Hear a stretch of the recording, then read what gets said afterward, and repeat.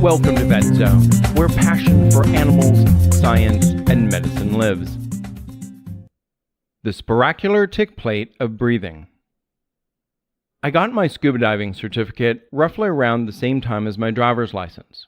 Most days, I would rather commute by scuba than driving, but that rarely works out for me.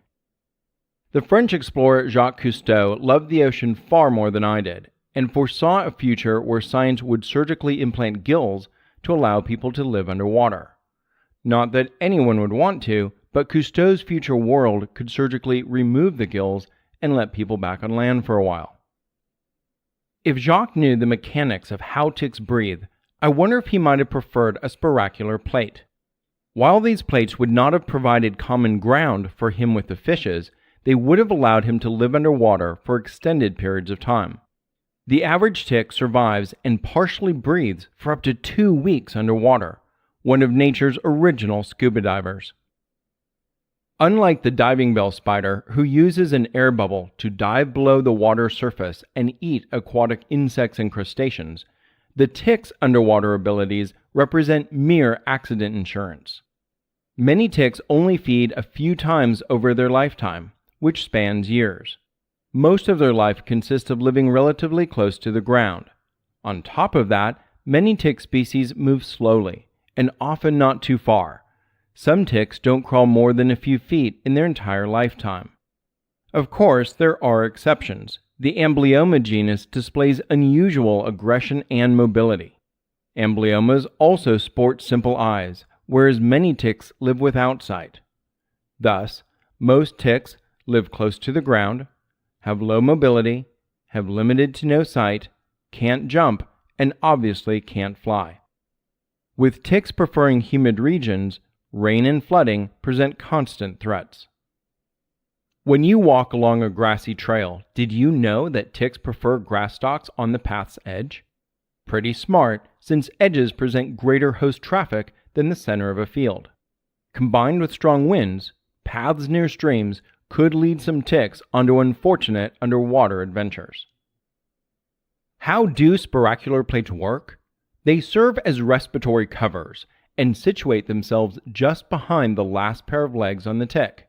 The plates look somewhat like a racetrack, sometimes more oval in males and circular in females. Small pores or aeropiles perforate the track and allow airflow through an interconnected labyrinth which converges into a larger space where the atrial valve controls deeper air motion. The visually prominent ostium comprises the center of the racetrack and has misdirected researchers for years. Initially thought to be a respiration opening, we know it to be just a scar from its nymphal stage and oddly looks like a belly button. Very cute.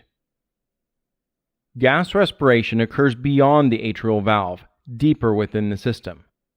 Like all land animals, the magic of breathing relies on controlling a thin layer of moisture across a cellular interface for the passive exchange of carbon dioxide and oxygen.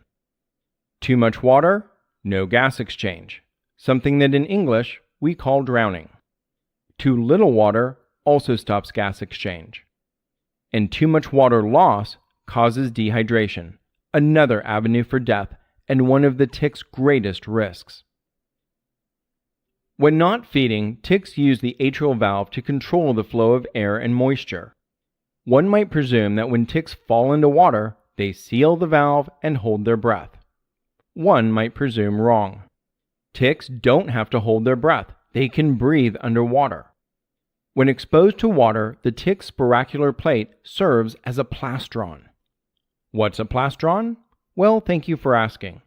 In entomology, a plastron consists of a series of hairs or bumps that traps a layer of air. This nifty little layer of air not only prevents water from flooding their system, but also allows the tick to extract oxygen from this thin layer. Oxygen and carbon dioxide passively equilibrate with the water. While not as effective as the plastron of aquatic insects, ticks sport a breathing apparatus that provides weeks of underwater life. If only they could appreciate it, what I wouldn't give for that ability. Side note, for respiration, some aquatic insects have gills or other fun options. So washing a tick down the drain or flushing it down the toilet places them on a journey far away from you, but doesn't necessarily kill it. Chemicals on the other side? Probably, but not necessarily. Researchers often need to remove bacteria from the outside of ticks, and do so by dunking them in alternating baths of bleach and hydrogen peroxide. The result? A shiny, sparkling, perfectly happy tick. Remember, above all else, ticks survive. For millions of years, ticks have outlasted their hosts, and they plan to outlive humans.